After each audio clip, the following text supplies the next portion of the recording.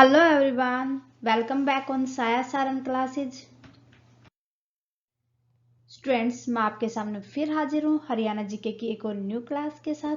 Students, previous class के अंदर हम डिस्कस कर रहे थे हरियाणा जीके के कुछ इंपॉर्टेंट क्वेश्चंस को। सो ये हमारी हरियाणा जीके की क्वेश्चंस के ऊपर 7th क्लास है। प्रीवियस क्लास में हम लगभग अबाउट 60 क्वेश्चंस को डिस्कस कर चुके हैं। अगर आपने अभी तक वो क्लास नहीं देखी है तो प्लीज प्लेलिस्ट में जाके देख ले।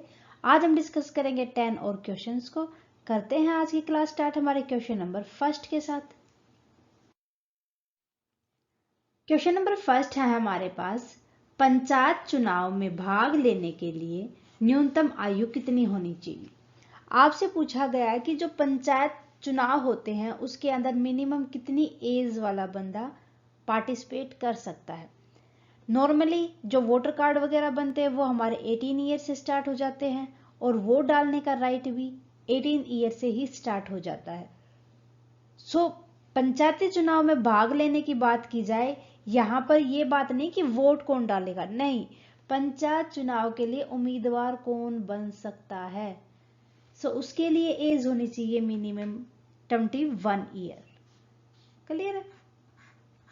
यहां आपको क्वेश्चन से समझना है, ना कि क्वेश्चन की सेंस समझो, क्योंकि वोट डाल सकते हो आप 18 ईयर से, लेकिन अगर आपको चुनाव के अंदर पार्टिसिपेट करना है पंचायत चुनाव, तो मिनिमम एज 21 ईयर होनी चाहिए। क्वेश्चन नंबर सेकंड, पंचायत चुनाव में भाग लेने के लिए महिलाओं और अनुसूचित जाति के व्यक्ति के लिए न्यूनतम शैक्षिक योग्यता कितनी निर्धारित की गई है। शैक्षिक योग्यता, उसके पास एजुकेशन कितनी होनी चाहिए, क्वालिफिकेशन क्या होनी चाहिए उसकी, किसके लिए, लेडीज के लिए और जो भी हमारी शेड्यूल कास्ट है उसके लिए। सो मिनिमम 8th पास होना चाहिए वो बंदा। अब आप देखो कि जो 8वीं पास अगर इंसान है कोई, तो आप उसको नॉर्मली तो आप यही कंसिडर करके चलते हो कि वो अनपढ़ के बराबर है, लेकिन यहाँ पर ऐसे उम्मीदवार भी बनते हैं अपने इंडिया के अंदर जिनके पास 8th पास क्वालिफिकेशन होती है और फिर भी इन चीजों के लिए वो लाइबल हो जाते हैं। ठीक है, चलो कोई नहीं, छोड़ो, ये आप याद रखना कि क्वालिफिकेशन 8th होनी चाहिए। क्वेश्चन नंबर थर्ड, पंचायत चुनाव में किसकी देखरेख में होते हैं। जो पंचायत चुनाव होते हैं वो किसकी निगरानी में किए जाते हैं। सो उसके लिए होता है आयोग, होता है हमारा राज्य चुनाव आयोग। एक स्टेट लेवल पे पंचायत चुनाव करवाए जाते हैं। सो इनके लिए जो स्टेट इलेक्शन कमीशन होता है वही उनको देख रेख करता है, जितने भी पंचायत चुनाव होते हैं। ठीक है। क्वेश्चन नंबर 4, हरियाणा में सरकार द्वारा शहरों में शौचालय निर्माण हेतु कितनी राशि दी जाती है। अब बात की गई है आपको शहरों में, अर्बन एरिया में, not rural area, urban area में। सो शहर में शौचालय, बाथरूम बनवाने के लिए, टॉयलेट बनवाने के लिए राशि दी जाती है 14,000। क्लियर है? सो ये होती है 14,000।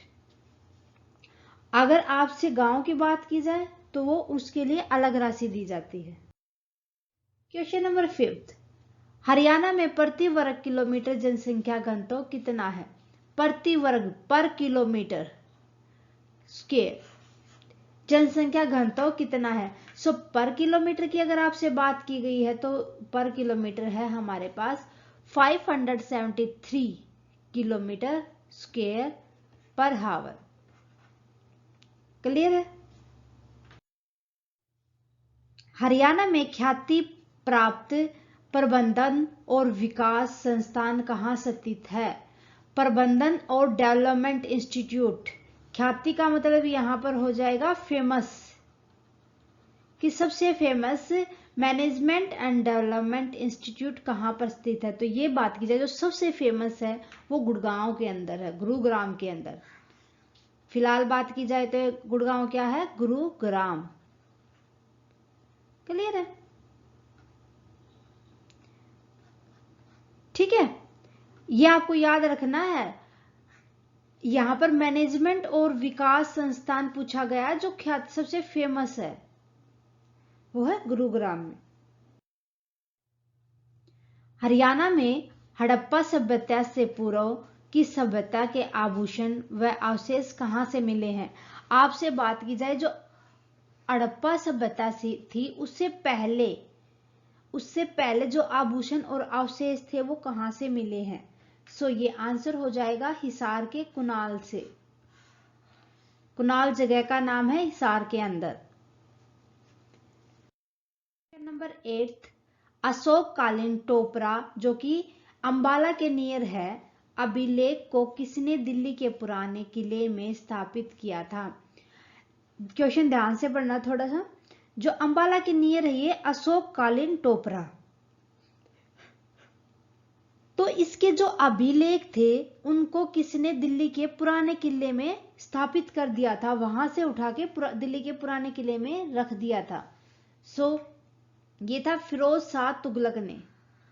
फिरोज शाह तुगलक ने क्या किया कि जो ये हमारे पास से अभिलेख मिले थे अशोक कालीन टोपरा, वहां से वो अभिलेख उठाए और दिल्ली के पुराने किले के अंदर उनको फिक्स कर दिया, लगा दिया। क्वेश्चन नंबर 9, किस बौद्ध ग्रंथ में हरियाणा के बारे में जानकारी मिली? कि हरियाणा की जितनी भी इंफॉर्मेशन है वो किस बौद्ध ग्रंथ से मिली है? सो आंसर हो जाएगा दिव्यावदान में। दिव्यावदान में हरियाणा के बारे में संपूर्ण जानकारी मिली है। ओके, कि पहले क्या क्या चीजें होती थी हरियाणा के अंदर, पहले हरियाणा किस तरीके से लोग रहते थे, सारे के सारे हरियाणा के बारे में जानकारी जो मिली है वो दिव्यावदान बौद्ध ग्रंथ से मिली है। नंबर 10 और आज का लास्ट क्वेश्चन, हिंदू घाटी सभ्यता के हरियाणा में स्थित किस केंद्र में मिट्टी का हल और जौ के साक्ष्य मिले हैं? जो कि हम बोते हैं, और मिट्टी का हल इनके साक्ष्य आपसे पूछा जाए तो हरियाणा के, ये कब के है? हिंदू घाटी सभ्यता के बारे में। ठीक है, तो ये मिले हैं बनावली, हिसार। क्लियर है? हिसार में, बनावली में मिले हैं। ओके, सो मेरे ख्याल से आपको अच्छे से समझ आएंगे 10 क्वेश्चंस। उम्मीद है स्टूडेंट आपको क्लास अच्छी लगी होगी। इसी उम्मीद के साथ मिलेंगे नेक्स्ट क्लास में 10 और क्वेश्चंस के साथ। इस क्लास को अच्छे से कर ले और आने वाली क्लास को बिल्कुल भी मिस ना करें, क्योंकि जितने भी इंपॉर्टेंट क्वेश्चन है हमारे हरियाणा के अंदर जितने भी एग्जाम होने वाले हैं वो सबके लिए इंपॉर्टेंट है। आप हमें कमेंट करके बता सकते हैं आपको क्लासेस कैसी लगी। अगर कोई भी डाउट है स्टूडेंट्स, प्लीज आप कमेंट बॉक्स में लिखिए, जितना जल्दी पॉसिबल होगा आपका डाउट जरूर लिया जाएगा और उसके लिए सॉल्यूशन भी दिया जाएगा। सो स्टूडेंट्स, क्लासेज अच्छी लगे तो प्लीज लाइक करें और अदर स्टूडेंट्स के साथ ज्यादा से ज्यादा शेयर करें। थैंक यू स्टूडेंट्स, मिलते हैं नेक्स्ट क्लास में।